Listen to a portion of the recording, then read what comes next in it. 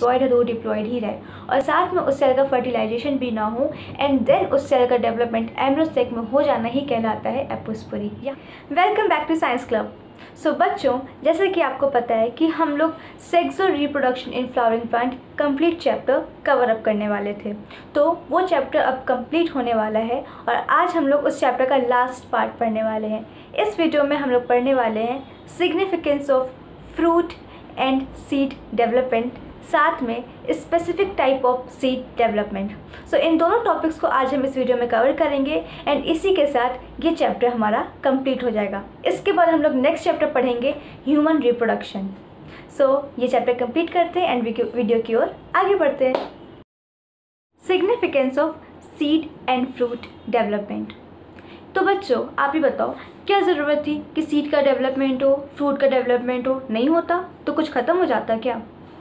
Obviously ख़त्म हो जाता, वो स्पीसीज़ ही ख़त्म हो जाती। अगर हमारे पास सीड्स नहीं होते तो फिर वो स्पीसीज़ ही ख़त्म हो जाती, बिकॉज हम लोग नेक्स्ट स्पीसीज़ कैसे बनाते, कैसे मिलती हमको उसकी नेक्स्ट जनरेशन?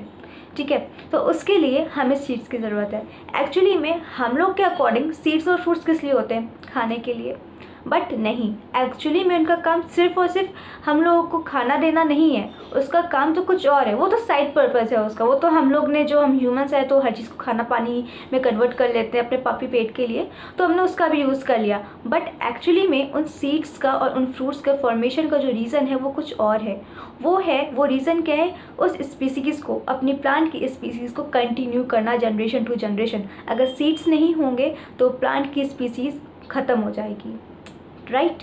ख़त्म हो जाएगी। ऑब्वियसली अगली जनरेशन आएगी कैसे? सीड से ही तो नेक्स्ट जनरेशन आती है ना। तो अगर प्लांट्स में सीड के डेवलपमेंट नहीं होगा तो वो जनरेशन हमारी ख़त्म हो जाएगी। तो इसलिए ताकि कोई जनरेशन ख़त्म ना हो, स्पीसीज़ ख़त्म ना हो, इसके लिए सीड्स का फॉर्मेशन होना बहुत ज़रूरी। तो सीड्स का जो मेन काम होता है वो क्या होता है? एग्रीकल्चर, यानी कि उसका जो मेन रोल है वो एग्रीकल्चर में है। एंड सीड्स को हम लोग लंबे टाइम तक स्टोर भी कर सकते हैं, जैसे कि आप लोग घर पे देखते होंगे, क्योंकि घरों में wheat and rice, peas, grams, ये सारी चीज़ें स्टोर की जाती हैं लंबे टाइम तक। तो सीड्स को हम लोग लंबे टाइम तक स्टोर भी कर सकते हैं। अब फ्रूट्स का डेवलपमेंट क्यों होता है? फ्रूट्स क्यों बने होते हैं भाई? अगर जनरेशन ही आगे बढ़ानी है तो हम लोग सीड्स का यूज़ करके बना सकते हैं। फ्रूट्स का क्या काम है? तो फ्रूट्स का काम है सीड का प्रोटेक्शन करने का। ठीक है, सीड बहुत डेलिकेट होता है, छोटा सा होता है, वीक होता है, तो उसके प्रोटेक्शन के लिए कुछ ना कुछ तो आउटर कवरिंग चाहिए ना। तो वो कवरिंग क्या होती है? फ्रूट। वो जो फ्रूट होता है वो सीड का प्रोटेक्शन करता है। एंड देन वी ह्यूमंस, तो हम लोग उस फ्रूट में को काफ़ी टेस्टी होता है, बिकॉज उसमें शुक्रोज का एंड अलग अलग फूड मटेरियल्स का स्टोरेज हो जाता है, जिसकी वजह से वो टेस्ट में अच्छे होते हैं, हेल्दी होते हैं, न्यूट्रिशियस होते हैं।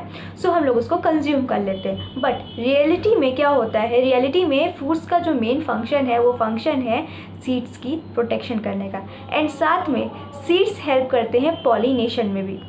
फ्रूट्स जो होते हैं वो पॉलिनेशन में भी हेल्प करते हैं। ठीक है, फ्रूट्स इधर से उधर जाएंगे एंड उनके साथ साथ सीड्स का भी ट्रांसफ़र होगा, वो भी यहाँ से वहाँ जाएंगे एंड क्या होगा? पॉलिनेशन होने की संभावनाएं ज़्यादा होती हैं। सो आई होप आपको significance of fruit and significance of formation of seed दोनों ही चीज़ें समझ में आ गई होंगी। वीडियो में आगे जाने से पहले आई जस्ट वांट टू से, अगर आपको वीडियो अच्छा लग रहा हो तो प्लीज़ इसे थम्स अप दीजिएगा एंड अपने दोस्तों को भी शेयर करिएगा। और अगर आपको इसी तरीके से अपने सारे चैप्टर्स कंप्लीट करने हैं धीरे धीरे, तो प्लीज़ सब्सक्राइब बटन भी क्लिक कर दीजिएगा ताकि आप मेरे सारे वीडियोज़ देख सकें। एंड साथ में उस ब्लैक आइकन को भी क्लिक करिएगा ताकि मेरा जैसे ही कोई भी वीडियो आए आपको नोटिफिकेशन मिल जाए एंड आप मेरा वीडियो देख सको।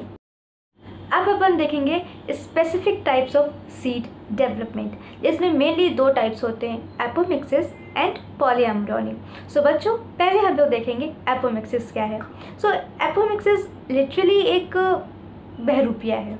ठीक है, कह सकते हैं एक बहरूपिया है। मतलब ये क्या कोशिश करता है? ये सेक्सुअल रिप्रोडक्शन करने की कोशिश करता है, बट करता क्या है? Asexual reproduction. एपोमिक्सिस एक ऐसी प्रोसेस है जिसमें एसेक्सुअल रिप्रोडक्शन होता है, बट ये प्रिटेंड करता है लाइक ये सेक्सुअल रिप्रोडक्शन कर रहा है, क्योंकि इसमें सीड का फॉर्मेशन होता है। एंड वी नो कि एसेक्सुअल रिप्रोडक्शन में सीड का फॉर्मेशन नहीं होता, बट सेक्सुअल रिप्रोडक्शन में सीड का फॉर्मेशन होता है, बट आफ्टर फर्टिलाइजेशन। लेकिन एपोमिक्सिस में क्या होता है? यहाँ पे सीड का फॉर्मेशन तो हो रहा है, पर फर्टिलाइजेशन नहीं हो रहा, गैमेटोफाइट्स एक दूसरे से फ्यूज़ नहीं हो रहे, मेल और फीमेल गैमेट्स आपस में फ्यूज़न नहीं कर रहे, बट फिर भी सीड का डेवलपमेंट हो रहा है। इसलिए इसे हम लोग ने बहरूपिया बोला है कि ये कोशिश करता है सेक्सुअल रिप्रोडक्शन के जैसे दिखने की, बट करता क्या है एक्चुअली में एसेक्सुअल रिप्रोडक्शन करता है। अब एपोमिक्सिस भी हमारे दो टाइप्स के सो बच्चों, तो कौन कौन से दो टाइप्स होते हैं हमारे एपोमिक्सिस के? पहला एपोगैमी एंड दूसरा एपोस्पोरी। सो क्या होता है एपोगैमी? हम लोग ने ऑलरेडी एम्ब्रियोसाइक की स्ट्रक्चर पढ़ी हुई है। अगर एम्ब्रियोसाइक की स्ट्रक्चर नहीं पढ़ी तो गो टू प्लेलिस्ट एंड एम्ब्रियोसाइक की स्ट्रक्चर वाला जो हमारा लेक्चर है उसे देख लिएगा, ठीक है। तो एम्ब्रियोसाइक के स्ट्रक्चर में ना कई सारी सेल्स होती हैं, एम्ब्रियोसाइक के अंदर कई सारी सेल्स होती हैं, synergids, egg cells, antipodal cells, right. तो इसमें एग सेल के अलावा किसी और सेल का डेवलपमेंट बिना फर्टिलाइजेशन के, किसी और सेल का डेवलपमेंट ही से एम्ब्रियो का फॉर्मेशन होना ही कहलाता है हमारा एपोगैमी। समझ में आया आपको? बिना फर्टिलाइजेशन के, विदाउट फर्टिलाइजेशन, ये वर्ड आपको ध्यान रख। सो अब बारी आती है एपोस्पोरी की। क्या होता है एपोस्पोरी? तो न्यूक्लियस की किसी भी सेल का डेवलपमेंट बिना फर्टिलाइजेशन और बिना मेयोटिक डिवीजन के, यानी कि न्यूक्लियस की किसी भी सेल का मेयोटिक डिवीजन ना हो, यानी कि वो डिप्लॉयड है तो वो डिप्लॉयड ही रहे, और साथ में उस सेल का फर्टिलाइजेशन भी ना हो, एंड देन उस सेल का डेवलपमेंट एम्ब्रियोसाइक में हो जाना ही कहलाता है एपोस्पोरी। यहाँ पे भी देखिए फर्टिलाइजेशन नहीं होता है, एंड बिना फर्टिलाइजेशन के ही यहाँ पे एम्ब्रियोसाइक का फॉर्मेशन हो रहा है, तो ये कहलाता है हमारा एपोस्पोरी। एंड एपोस्पोरी की डिस्कवरी सबसे पहले की थी रोजनबर्ग ने, किसमें? पार्थिनियम में। पार्थिनियम ग्रास जो कि कैरेट ग्रास है, जो कि एक तरीके से हमारे लिए वीड है, एंड इसमें उन्होंने एपोस्पोरी की डिस्कवरी कर। Now we will study about polyembryony. क्या है पॉलीएम्ब्रियोनी? सबसे पहले तो पॉलीएम्ब्रियोनी के फादर है हमारे ल्यूवेनहॉक। ध्यान रखिएगा इस बात को कि पॉलीएम्ब्रियोनी के फादर कौन है? ल्यूवेनहॉक। तो पॉली मतलब कई, और एम्ब्रियोनी यानी कि एम्ब्रियो, तो कई सारे एम्ब्रियो, यानी कि किसी भी सीड के अंदर जब बहुत सारे एम्ब्रियोज का डेवलपमेंट हो जाता है तो उसे बोलते हैं हम लोग पॉलीएम्ब्रियोनी। सिंपल सा है, पॉली मतलब कई, एम्ब्रियो, ठीक है। तो किसी भी सीड के अंदर बहुत सारे एम्ब्रियो का डेवलपमेंट ही कहलाता है पॉलीएम्ब्रियोनी।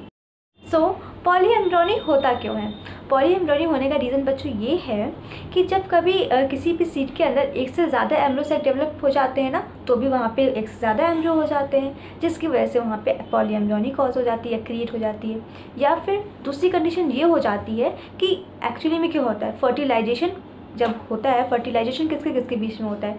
एग सेल के बीच में, और साथ में हमारा मेल गैमीट और एग सेल।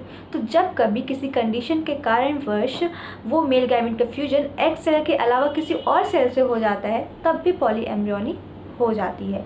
एंड ये कंडीशन बहुत ही ईजिली हमको सिट्रस फ्रूट्स में देखने को मिल जाती है, एंड कुछ स्पीसीज मैंगोज़ की भी कुछ वेराइटीज़ में भी हमको ये कंडीशन देखने को मिलती है। सिट्रस फ्रूट कौन कौन से? जैसे कि लेमन, ऑरेंज, मौसमी, ये सारे जो फ्रूट्स होते हैं इनमें हमको पॉलीएम्ब्रियोनी देखने को बहुत ही ईजिली मिल जाती है। तो बच्चों, आई होप आप लोगों को एपोमिक्सिस, पॉलीएम्ब्रियोनी और significance of development of seed and fruit समझ में आया होगा। एंड इसी के साथ साथ हमारा ये chapter sexual reproduction in flowering plant भी ख़त्म हो जाता है। अब नेक्स्ट वीडियो में हम लोग अपना नया चैप्टर स्टार्ट करेंगे विच इज़ ह्यूमन रिप्रोडक्शन। सो अगर ये सीरीज़ आपको अच्छी लगी है तो प्लीज़ वीडियोज़ को लाइक कीजिएगा, एंड इस सीरीज़ को भी अपने फ्रेंड्स के साथ शेयर कीजिएगा, और अगर आप चैनल में नए हैं तो प्लीज़ चैनल को सब्सक्राइब करना बिल्कुल भी मत भूलिएगा। Thank you so much, bye.